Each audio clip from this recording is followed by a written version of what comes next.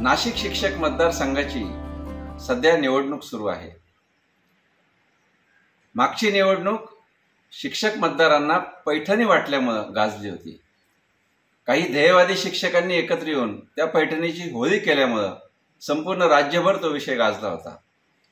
मला असं वाटलं की या निवडणुकीत किमान उमेदवार शहाणे होतील आणि अशा प्रकारचं काही वाटप करणार नाही। परंतु वृत्तपत्रात ज्या बातम्या प्रसिद्ध झाल्यात आणि जे कानावर येतंय ते अत्यंत अस्वस्थ करणार आहे। मागच्या वेळेसारखं पैठण्या तर वाटल्या जात आहेत, पण दुसरे उमेदवार पुरुष शिक्षकांना रेमंड सफारीचं कापड आणि महिलांना साडी आणि नथ देत आहेत। हिंमत इतकी वाढली आहे की पूर्वी घरोघर जाऊन रात्रीच्या वेळी गुपचूप या वस्तू दिल्या जायच्या, यावेळी बातम्या अशा आहेत की काही शाळांवर जाऊन अशा वस्तूंचं वाटप केलं जात आहे। मला वाईट या गोष्टीचं वाटतं की या नाशिक शिक्षक मतदारसंघामध्ये अमळनेर नावाचं गाव येतं आणि या अमळनेरमध्ये 100 वर्षापूर्वी साने गुरुजी नावाचा माणूस शिक्षक म्हणून काम करत होता। 17 जून 1924 म्हणजे आजपासून बरोबर 100 वर्षापूर्वी साने गुरुजी शिक्षक त्या शाळेमध्ये झाले आणि त्याची शताब्दी संपूर्ण महाराष्ट्रात साजरी होते। आणि अशा वेळी या मतदारसंघात त्या साने गुरुजींच्या वारसांना जर अशा प्रकारची आमिष दिली जात असतील तर मला शिक्षक म्हणून अत्यंत वेदना होतात। हे अत्यंत लज्जास्पद आहे। साने गुरुजी ते नाने गुरुजी हा महाराष्ट्राच्या शिक्षणाचा प्रवास आहे का, असा प्रश्न पडावा अशी ही गोष्ट आहे। धनदांडग्या उमेदवारांना शिक्षक ही अतिशय स्वस्त वस्तू आहे, आपण केवळ पैठणीत आणि सफारीचं कापड देऊन खरेदी करू शकतो, हा जो पैशाचा माज आहे हा तर अत्यंत संतापजनक आहे। असे उमेदवार तर शिक्षकांनी पराभूत केलेच पाहिजेत। पण मला दुसरं वाईट शिक्षकांचं वाटतं की ते तर विकत घ्यायला बसलेलेच आहेत, पण तुमचं काय? आपण साने गुरुजींचे वारसदार आहोत। या महाराष्ट्रामधल्या शैक्षणिक परंपरेचे वारसदार असताना अशा प्रकारच्या वस्तू आपण स्वीकाराव्यात का?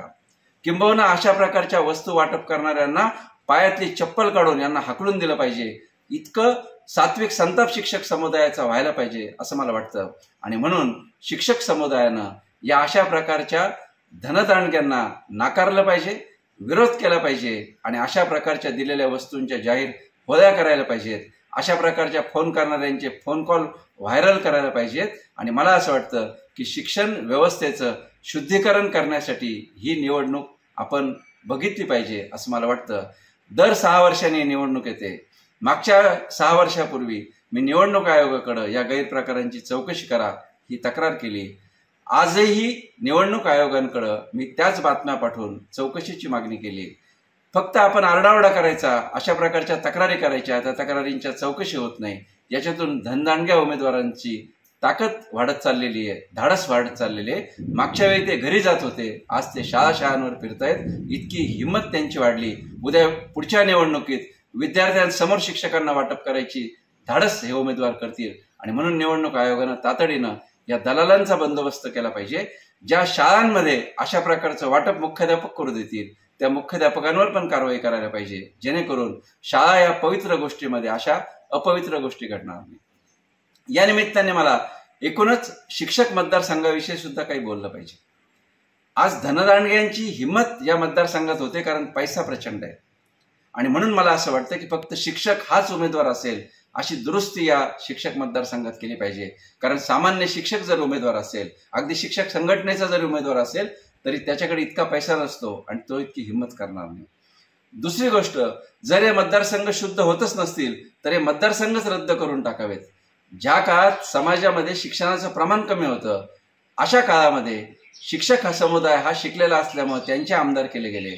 पण आज शेतकरी सुद्धा शिकलेले आहेत, सर्व नोकरदार वर्ग शिकलेला आहे, तेव्हा समाजातल्या वेगवेगळ्या घटकांना ते मतदारसंघ द्यावेत किंवा या मतदारसंघाची काहीच गरज नाहीये। या मतदारसंघात आमचे प्राथमिक शिक्षक बांधव मतदार नाहीयेत।